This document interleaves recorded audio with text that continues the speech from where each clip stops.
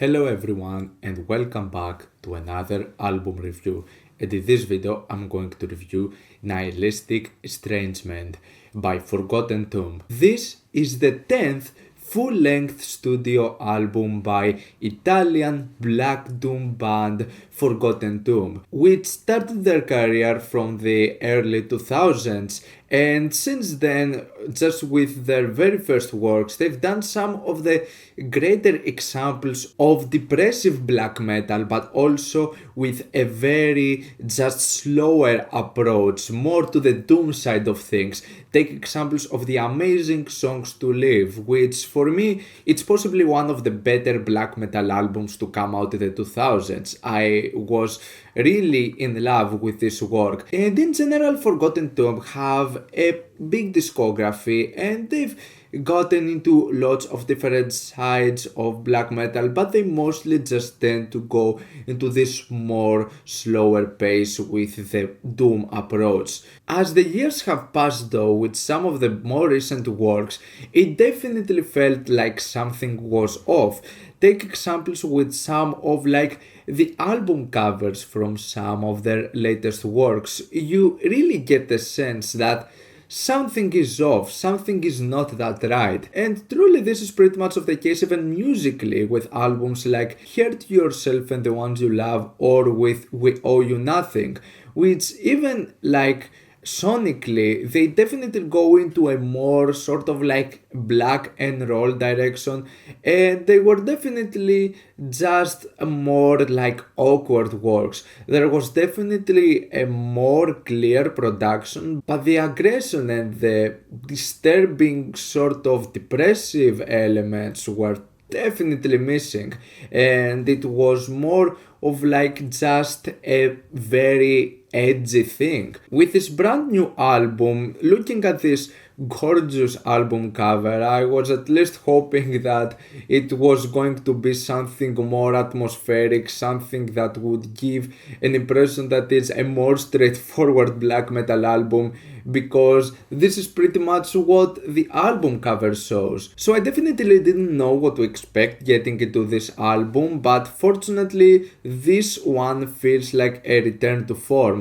Instead, I would say that this is actually a new chapter from Forgotten Tomb. Even if it serves as an end of a trilogy and a continuation of We Owe You Nothing, this is basically a different approach on the whole doom sound of black metal they have developed over the years. This is a return to form in a sense that it's a more vintage sound for sure. It has some more straightforward elements of black metal music. And the production, once again, it's very clear, but there is something more raw in this album, and obviously it still has a very edgy attitude to it, but at least the ideas don't come out as awkward anymore. What is definitely still a thing though with this album as well is that you get some amazing riffs. In my opinion, Forgotten Tomb always had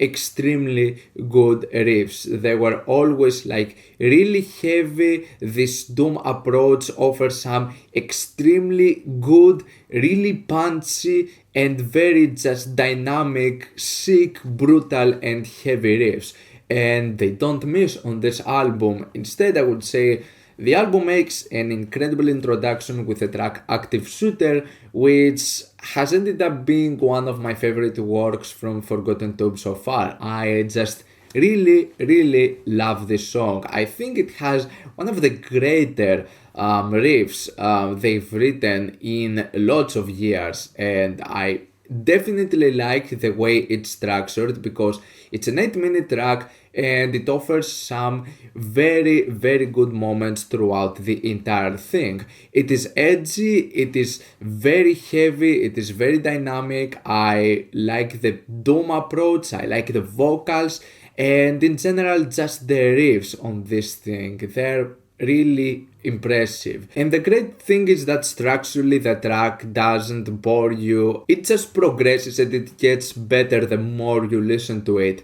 Now, when it comes to the rest of the album, there were definitely some very intriguing highlights, but there were definitely still some moments where I was kind of indifferent. I wasn't really feeling some of the moments that were put throughout this entire album, but there were definitely those riffs that made me just reconsider that maybe the album would just grow on me much more given it further listens. However, going back to this album, it is mainly those moments that managed to stand out that were the ones that I still got into, and pretty much some of the other elements were not that much of my cup of tea. I think that Iris's House Part 1 and Part 2 have some good moments throughout, but overall I wasn't like the hugest fan of these tracks. The main thing I liked a lot was the final portion of the track Iris's House Part 2, the way it ends with this very atmospheric and very nice riff. It has a very expressive guitar tone, it is a really simple riff, and it definitely makes for one of the greater moments. Then we have the track Distrust 3, which for me is the one moment that didn't really impress me out of this whole album. I didn't find the riffs or the melodies from this thing to be something kind of different or something that would stand out in my opinion, so this track was a bit forgettable in my opinion.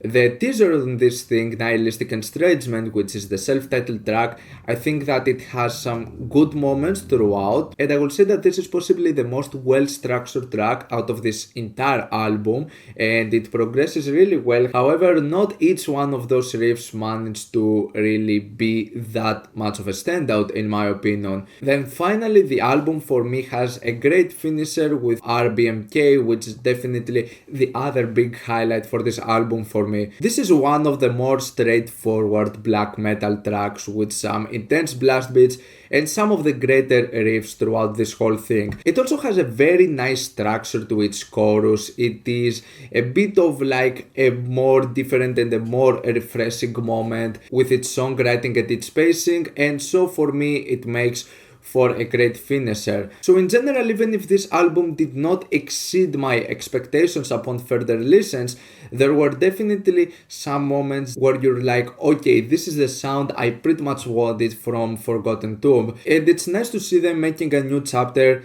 getting back on track, and having some of the elements that made their music appealing in the first place. So in general, I'm pretty much pleased with the final result of Nihilistic Estrangement. I think it's one of the better albums the band has done in a long time, and yeah, not really that much to say for this album other than that. Active Shooter is one of the greater tracks from Forgotten Tomb in my opinion. I think some of the riffs over there are once again amazing, and it's a solid album.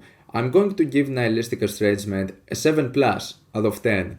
What's your opinion on this album? Like it, dislike it, why, and what do you want me to review next time? Let me know down in the comments. Leave a like if you enjoyed the video, subscribe for more content like this. Thank you for watching, and I'll see you all in the next video. Goodbye.